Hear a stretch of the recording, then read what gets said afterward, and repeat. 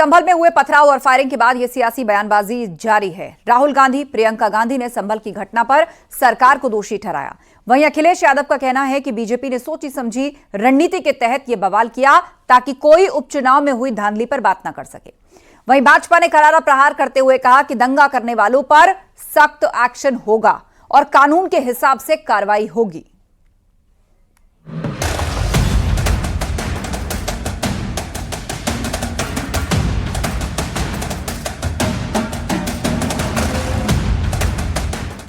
संभल में बवाल के बाद यूपी का सियासी माहौल पूरी तरह गर्मा गया है। संभल में तो फिर भी शांति बहाल है, लेकिन दिल्ली तक सियासी बयानबाजी से पारा हाई है। संभल बवाल पर राहुल गांधी को दुर्भाग्यपूर्ण बताया है। सभी पक्षों को बिना सुने कार्रवाई की, असंवेदनशील तरीके से कार्रवाई की गई। असंवेदनशील कार्रवाई ने माहौल बिगाड़ा। हिंदू मुसलमान के बीच दरार पैदा की जा रही। ऐसा करना देश के हित में नहीं है। प्रियंका गांधी ने भी संभल में हुई हिंसा पर सवाल उठाए हैं। प्रियंका गांधी ने यूपी सरकार पर आरोप लगाए हैं। सरकार ने खुद माहौल खराब किया। प्रदेश की जनता शांति बनाए रखे। सुप्रीम कोर्ट मामले का संज्ञान ले। संभल में हुए बवाल के बाद से पुलिस एक्शन में है। अब तक 800 लोगों के खिलाफ केस दर्ज किया गया है। एसपी सांसद जियाउर रहमान बर्क पर एफआईआर दर्ज हुई। एसपी विधायक के बेटे सोहेल इकबाल पर एफआईआर दर्ज हुई। एसपी सांसद और विधायक पर भीड़ को भड़काने का आरोप है। 800 लोगों के खिलाफ मुकदमा लिखवाया है उन्हें। जियाउर रहमान बर्क और सोहेल इकबाल नामक ये दो नामजद अभियुक्त हैं, जिनको उन्होंने अभियुक्त बनाया है। उनके द्वारा बताया गया है कि भीड़ को इन लोगों ने भड़का के बलवे का रूप दिया। यह उल्लेखनीय है। वहीं संभल के सांसद जियाउर रहमान ने शासन के इशारे पर मर्डर का आरोप लगाया। उन्होंने दोषी पुलिस वालों पर एक्शन की मांग की। इस घटना को प्री प्लान अंजाम दिया गया है और खास तौर से जो पुलिस प्रशासन के अधिकारी शासन के इशारे पे इसको काम किया है, उनके खिलाफ हत्या का मुकदमा दर्ज हो पुलिस प्रशासनिक अधिकारियों के खिलाफ और उनको जेल की सलाखों के पीछे भेजना चाहिए, जिससे कि उनको इंसाफ मिल सके। संभल बवाल पर अखिलेश यादव ने बीजेपी पर तीखे आरोप लगाए हैं। एसपी सांसद पर एफआईआर दर्ज होने के बाद अखिलेश ने बीजेपी पर सीधा हमला बोला है। हमारे सांसद जियाउर रहमान जब संभल में ही नहीं थे और उसके बावजूद भी उन पर एफआईआर दर्ज करना, ऐसा उदाहरण कभी किसी को मिला होगा देखने को, सुनने को? एक पुलिस अफसर ये कह रहा हो कि नेता बनना छोड़ दो, नेताओं का सहारा लेना छोड़ दो, किसके लिए भाषा थी वो? नगीना से सांसद चंद्रशेखर आजाद को संभल जाते समय हापुड़ में पुलिस ने रोक दिया। चंद्रशेखर आजाद को पिलखुआ के छिजारसी टोल पर पुलिस ने रोका। उन्होंने भी हिंसा के दोषियों पर कार्रवाई की मांग की है। आप ये समझिए कि जब वर्शिप एक्ट 1919 है और वो ये कहता है कि 15 अगस्त 1947 को जो धार्मिक स्थल जिस स्थिति में था वैसे ही रहेगा, और बाबरी के बाद इसका ये हो भी गया था, तो अब ये नया नया रोज कभी ज्ञानवापी, कभी बनारस, कभी जो है संभल, ये सब करके जो है, मुझे ऐसा लगता है कि बुनियादी मुद्दों से ध्यान हटाना चाहते हैं। संभल हिंसा पर डिप्टी सीएम ब्रजेश पाठक का कहना है कि मामले की निष्पक्ष जांच होगी और कड़ी कार्रवाई की जाएगी। वहीं एसपी सांसद रामगोपाल यादव ने बवाल से हुई मौतों के लिए प्रशासन को जिम्मेदार ठहराया है। ये न्यायपालिका के आधार पर वहाँ पर सर्वे चल रहा था। जो भी घटना हुई है वो दुखद है और पूरी घटना की जांच होगी और निष्पक्ष कार्रवाई होगी। 20 लोग गिरफ्तार किए गए। निष्पक्ष कार्रवाई होगी। वहाँ का जिला प्रशासन पूरी तरह इसके लिए दोषी है। एक बार सर्वे हो चुका था, दोबारा 6 बजे डीएम लेके पहुंच गया वहाँ पर, और किसी पक्ष को जज ने फैसला दिया, जो न आदेश दिया, उसमें दूसरे पक्ष को न बुलाया न जानकारी। ऐसा कभी होता नहीं। AIMIM चीफ ओवैसी ने संभल हिंसा के लिए यूपी सरकार को दोषी ठहराया है। उन्होंने कहा, संभल में फायरिंग नहीं, मर्डर हुआ। हिंसा की निष्पक्ष जांच कैसे होगी? संभल के लोगों पर जुल्म हुआ है। फायरिंग नहीं बल्कि मर्डर है। और जब से बाबरी मस्जिद राम मंदिर का जजमेंट आया, जिस बात को मैं पर्टिकुलरली कह रहा हूं कि उस जजमेंट के बाद ये सब चीजें खुलेंगी और एक के बाद एक खुल रही हैं। वहीं कांग्रेस ने संभल हिंसा के लिए बीजेपी को जिम्मेदार ठहराया है। कांग्रेस नेता राशिद अलवी ने कहा कि बीजेपी आने के बाद से देश में मंदिर और मस्जिद का झगड़ा बढ़ा है। भारतीय जनता पार्टी जब से सरकार में आई है, मंदिर मस्जिद के झगड़े क्यों हो रहे हैं? पहले कभी क्यों नहीं हुए? बनारस के अंदर मस्जिद का झगड़ा, मथुरा के अंदर झगड़ा, अब यहाँ संभल के अंदर झगड़ा। ये मस्जिद तो बाबर से पहले की बनी हुई है। संभल में सर्वे के दौरान हुए पथराव के बाद बड़ी संख्या में पुलिस फोर्स जामा मस्जिद के पास तैनात है। मस्जिद में प्रवेश रोक दिया गया है। पुलिस एक तरफ जहां आरोपियों पर कार्रवाई कर रही है, वहीं दूसरी तरफ सुरक्षा व्यवस्था पुख्ता है। न्यायालय के निर्देश के बाद जहां एक और सर्वे की शुरुआत हुई, जिस सर्वे की शुरुआत के दौरान ही उपद्रवियों ने पथराव शुरू कर दिया और हमला बोल दिया।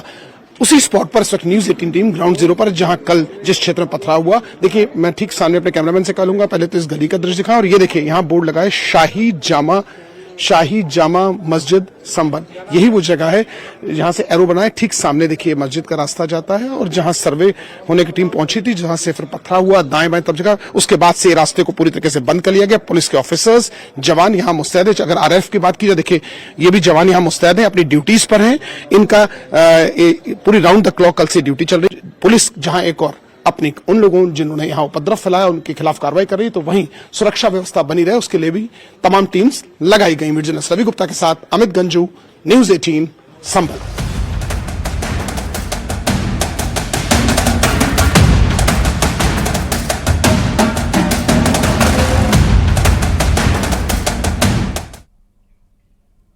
और संभल में बवाल के बाद बयानबाजी का दौर थमने का नाम नहीं ले रहा। बागेश्वर धाम के पीठाधीश्वर धीरेन्द्र शास्त्री ने संभल हिंसा पर बड़ा बयान दिया।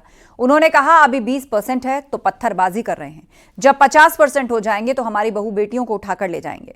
वहीं एसपी के आरोपों पर केशव प्रसाद मौर्य ने भी अखिलेश यादव पर भड़काऊ बयानबाजी का आरोप लगाया।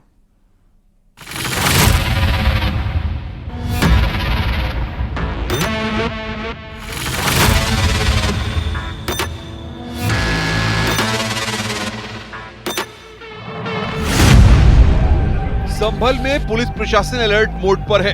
डीआईजी ने मोर्चा संभाल रखा है। संभल में हुए पथराव के बाद पुलिस अलर्ट है। पुलिस फोर्स लगातार गश्त कर रही है। संभल में पथराव की घटना पर पुलिस प्रशासन की टीम लगातार मॉनिटरिंग कर रही है।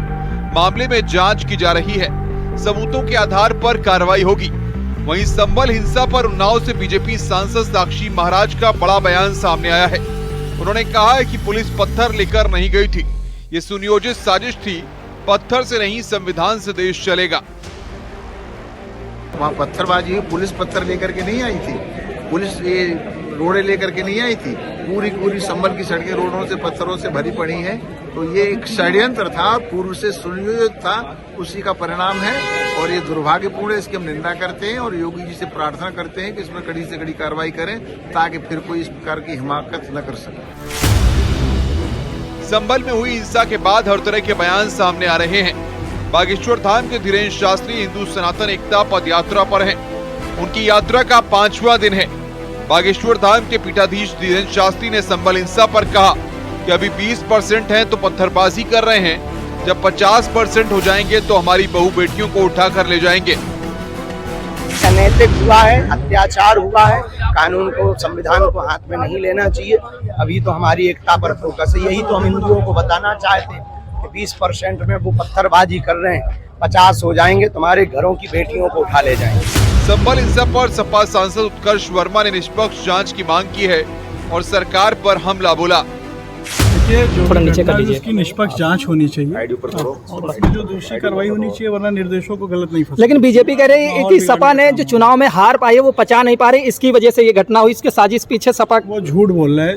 जो भी उपचुनाव हुआ है वो पूरी तरह से पुलिस ने चुनाव लड़ा है, बेईमानी से चुनाव। वहीं डिप्टी सीएम केशव प्रसाद मौर्य ने सोशल मीडिया पर पोस्ट कर लिखा है कि अखिलेश यादव उपचुनाव में पराजय के दर्द से इतने आहत हैं कि अब संभल जैसे मामले में धैर्य और शांति की अपील करने के बजाय भड़काऊ बयानबाजी कर रहे हैं। ऐसे बयान न केवल अनावश्यक हैं, बल्कि समाज में तनाव को बढ़ाने का काम करते हैं। जिम्मेदार राजनीति का तकाजा है कि संयम बढ़ता जाए। संभल में बवाल भले ही थम गया हो, लेकिन बीजेपी और विपक्ष के बीच जुबानी जंग लगातार जारी है।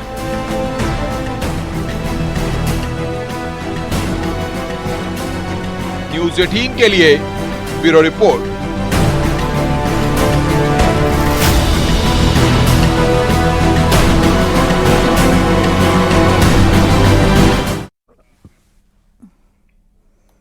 संसद के शीतकालीन सत्र की आज से शुरुआत हो गई और सत्र की शुरुआत होते ही विपक्षी सांसदों ने हंगामा शुरू कर दिया। कुछ ही पल में सदन को 1 घंटे के लिए स्थगित कर दिया गया। फिर से कार्रवाई 12 बजे शुरू हुई, लेकिन फिर वैसा ही हंगामा हुआ और अब कार्रवाई को 27 नवंबर तक के लिए स्थगित कर दिया गया है। इस बार सत्र बेहद अहम है। वक्फ संशोधन बिल समेत 16 विधेयक इस बार लिस्ट किए गए हैं। तो वहीं संभल हिंसा पर चर्चा के लिए भी ओवैसी की तरफ से स्थगन नोटिस दिया गया है। लोकसभा अध्यक्ष से सपा सांसदों ने मुलाकात करके संभल हिंसा पर चर्चा की मांग की है। सदस्य सी लॉरेंस ने और शीतकालीन सत्र से पहले प्रधानमंत्री ने मीडिया से बातचीत की। पीएम ने हुड़दंग करने वाले सांसदों पर जबरदस्त प्रहार किया। उन्होंने कहा कि हुड़दंगियों को जनता नकार रही है। हुड़दंगी लोकतंत्र का सम्मान नहीं करते। विपक्ष जनता जनार्दन की भावना का सम्मान करे।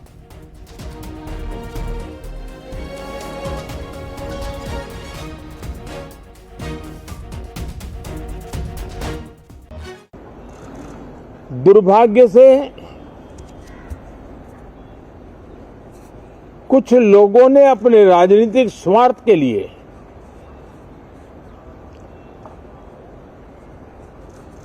जिनको जनता ने अस्वीकार किया है, वे संसद को भी मुट्ठी भर लोगों के हुड़दंगबाजी से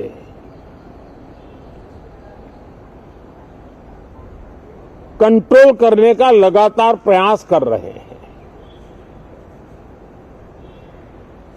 उनका अपना मकसद तो संसद की गतिविधि को रोकने से ज्यादा सफल नहीं होता है और देश की जनता उनके सारे व्यवहारों को काउंट करती है और जब समय आता है तो सजा भी देती है। और शीतकालीन सत्र से ठीक पहले वक्फ बिल पर लोकसभा अध्यक्ष से मिलने कई विपक्षी सांसद पहुंचे और विपक्षी सांसदों ने जेपीसी का कार्यकाल बढ़ाने की मांग की। ओवैसी समेत कई विपक्षी सांसद स्पीकर से मिले। वक्फ संशोधन बिल पर जेपीसी बनी है, तो सभी विपक्षी सांसदों ने सभापति से मिलकर वक्फ संशोधन बिल पर बनी जेपीसी की कार्यकाल को बढ़ाने की मांग की है। आज मुलाकात की उन्होंने सभापति से। शीतकालीन सत्र से ठीक पहले वक्फ बिल पर लोकसभा अध्यक्ष से मिले हैं विपक्षी सांसद और जेपीसी का कार्यकाल बढ़ाने की उन्होंने मांग की है।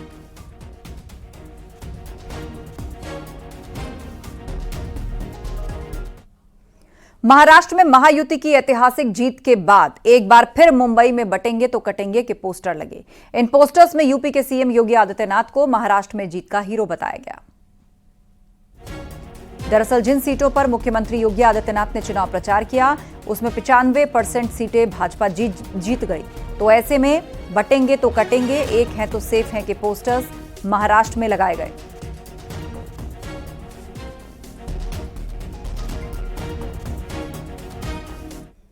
और अब चुनाव के परिणामों को लेकर यूपी महिला आयोग की उपाध्यक्ष अपर्णा यादव का बयान सामने आया। अपर्णा यादव ने कहा कि हर वो व्यक्ति बीजेपी के साथ आया है जिसके लिए राष्ट्र प्रथम है।